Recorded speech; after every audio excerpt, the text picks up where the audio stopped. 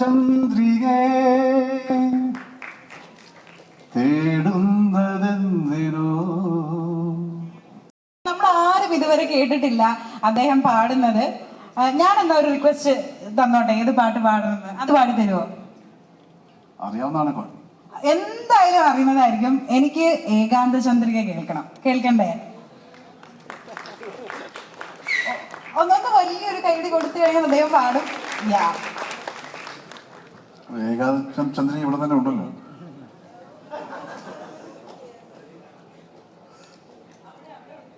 അല്ല, ഒരുപാട് ചന്ദ്രികമാരുണ്ട്.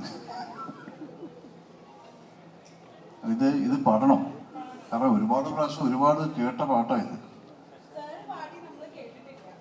ഒരുപാട് ഞാനും പാടിയിട്ടുണ്ട് കുറെ സ്ഥലത്ത്.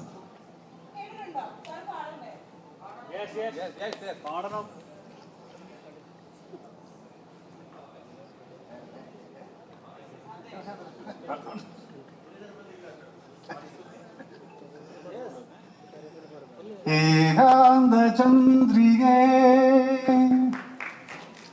തേടുന്നതെന്തിനോ, കുളിരിനോ കൂട്ടിനോ, എന്റെ കരളിലെ പാട്ടിനോ. ഏകാന്ത ചന്ദ്രികേ തേടുന്നതെന്തിനോ, കുളിരിനോ കൂട്ടിനോ, എന്റെ കരളിലെ പാട്ടിനോ. ഏകാന്ത ചന്ദ്രികേ.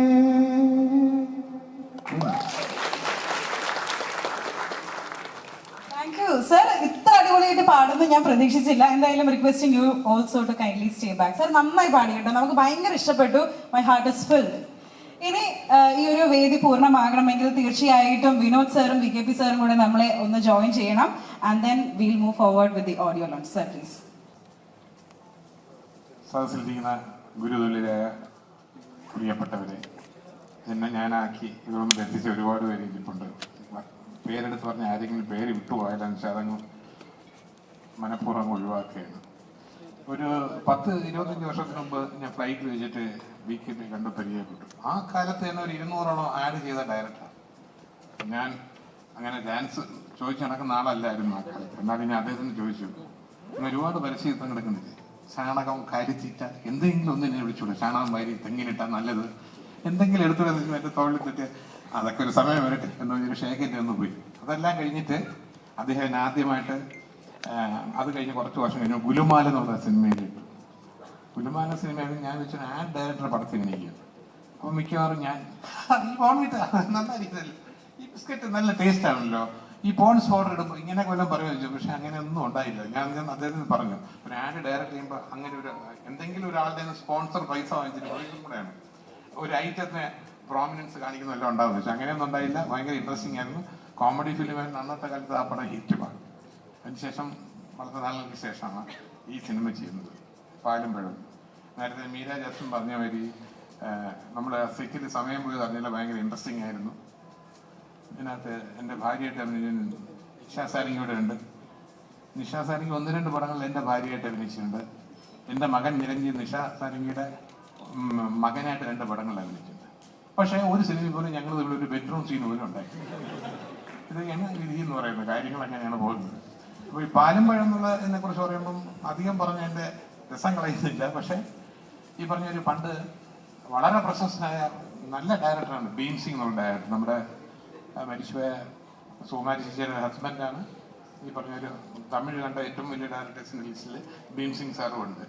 അപ്പം ഭീം സിംഗ് സാർ എടുക്കുന്ന പടങ്ങൾക്കെല്ലാം പാ എന്നുള്ള പേര് വെച്ചായിരിക്കും സിനിമകളാണ്. പാവം മിന്നിപ്പ്, പാശമലർ, പാതുകാപ്പ്, പാലും പഴവും എല്ലാം പാ വെച്ച് നടക്കുന്ന പടങ്ങൾ എല്ലാം അന്നത്തെ കാലത്ത് അധികം സിനിമകളിലും ശിവാജി ഗണേശൻ സർക്കാർ എല്ലാ പടങ്ങളും ഓൾമോസ്റ്റ് സൂപ്പർ ഹിറ്റാണ്. മാത്രമല്ല അന്നത്തെ കാലത്ത് പാലും പഴവും കൈ കെളിലേന്തി പവിഴവായിൽ പുന്നകിനി പോലെ മയൽ പോൽ നീ വരുവാ, ഈ പാട്ട് പാടാത്ത ആൾക്കാരില്ല കേരളത്തിലും തമിഴ്നാട്, ഇന്ത്യയിൽ അത്ര സൂപ്പർ ഹിറ്റ് സോങ്ങാണ്.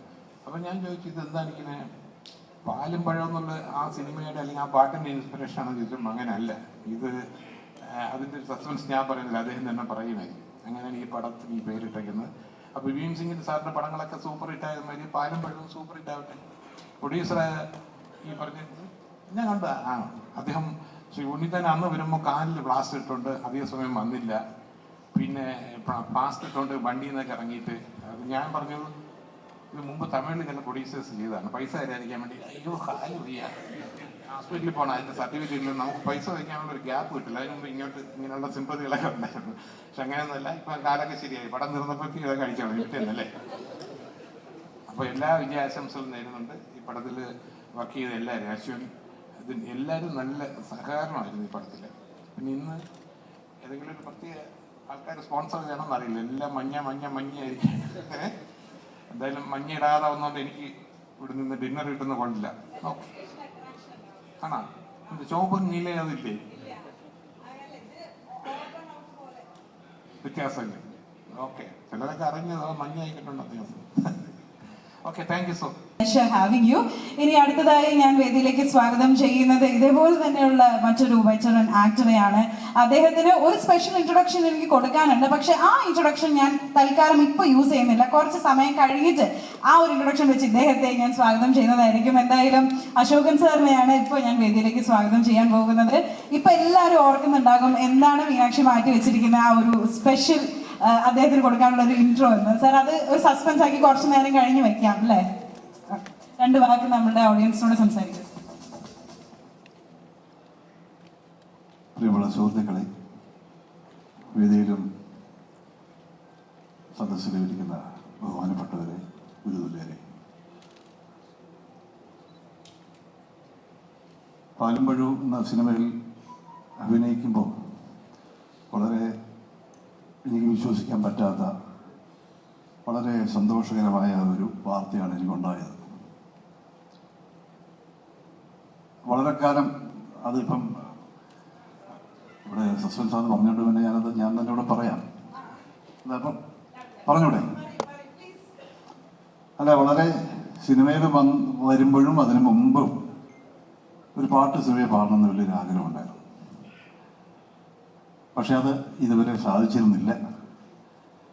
ഈ പടത്തിൽ അങ്ങനെ ഒരു വലിയ ലോട്ടറി, എന്നെ സംബന്ധിച്ച ലോട്ടറിയാണ്. അങ്ങനെ ഒരു പിന്നണി ഗായകനാകാൻ സാധിച്ചു എന്നൊരു വളരെ സന്തോഷകരമായ കാര്യമാണ് ഇതിനെക്കുറിച്ച് എനിക്ക് പറയാനുള്ളത്. പിന്നെ അതിന് കാരണക്കാരൻ തീർച്ചയായിട്ടും ഇതിൻ്റെ സംവിധായകൻ ശ്രീ വി കെ പ്രകാശും അതിൻ്റെ നിർമ്മാതാവ് വിനോദുമാണ്. പിന്നെ വേറെ പ്രത്യേകമായിട്ട് എനിക്ക് പറയാനുള്ളത്, വി കെ പ്രകാശിൻ്റെ ഒരുപാട് സിനിമ ഞാൻ അഭിനയിച്ചു.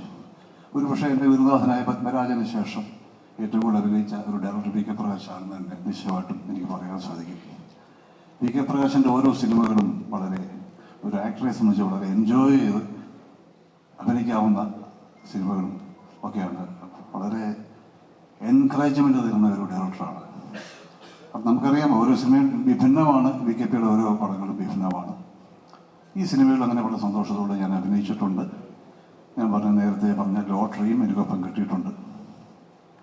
അപ്പോൾ ഈ സിനിമ വളരെ പ്രത്യേകതയുള്ള സിനിമയായിരിക്കും. ഇതും വളരെ പ്രത്യേകതയുള്ള സിനിമയായിരിക്കും. പിന്നെ എൻ്റെ കളക്ഷൻ അങ്ങനെയുള്ള കാര്യങ്ങൾ നമുക്ക് ഇപ്പോഴൊന്നും പറയാൻ സാധിക്കത്തില്ല.